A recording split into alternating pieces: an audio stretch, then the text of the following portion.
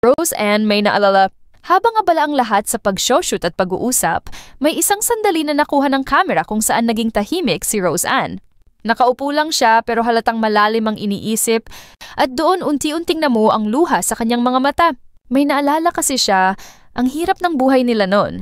Si Rose Ann ay gumagawa at nagtitinda lamang ng walis. Araw-araw kahit pagod, kahit tirik ang araw, naglalakad siya para lang may mabenta. At kung minsan kahit maghapon siyang nagikot, isang walis lang ang mabibili pero malaking bagay na yon para sa kanila. Mas mabigat pa ang sitwasyon dahil ang nanay ni Rose Ann ay wala ring trabaho at hirap ding kumilos. Kaya halos si Rose Ann na ang inaasahan sa pang-araw-araw na gastusin. Kung hindi siya magbenta, wala silang kakainin. Dahil dito, napilitan siyang tumigil sa pag-aaral.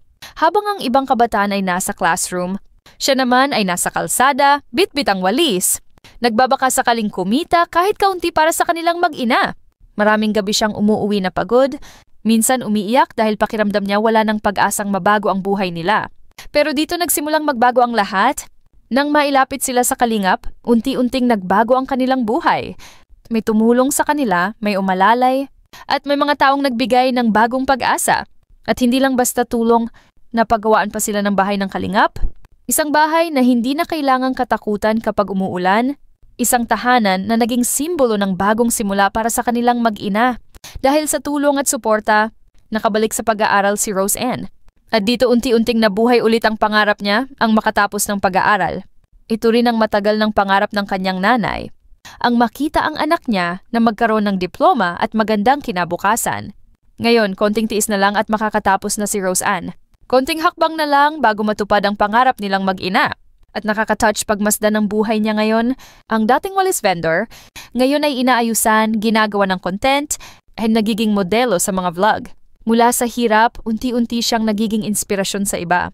Sa sandaling iyon kung saan naging emotional sila ng kanyang ina, kitang-kita na hindi sila makapaniwala sa pagbabago ng buhay nila. Mula sa pagkain na minsan ay pinoproblema nila, ngayon ay may tahanan, may pag-aaral at may pag-asa na ulit. Narito ang maikling video clip kung saan matagal na po yan sa amin, ulam namin. Matagal-tagal na yan? Matagal na po sa amin, matipid naman po ako. Isang lata po sa amin, minsan.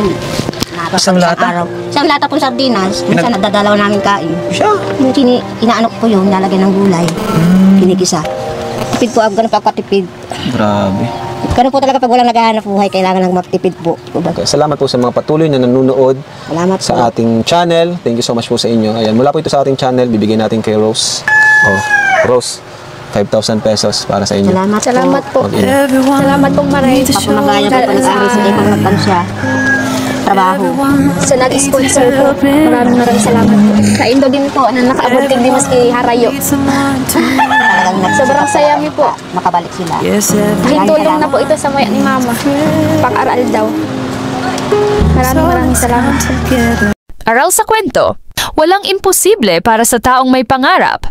Kahit gaano kahirap ang pinanggalingan mo, basta hindi ka sumusuko, may darating na pagkakataon na magpapabago ng buhay mo.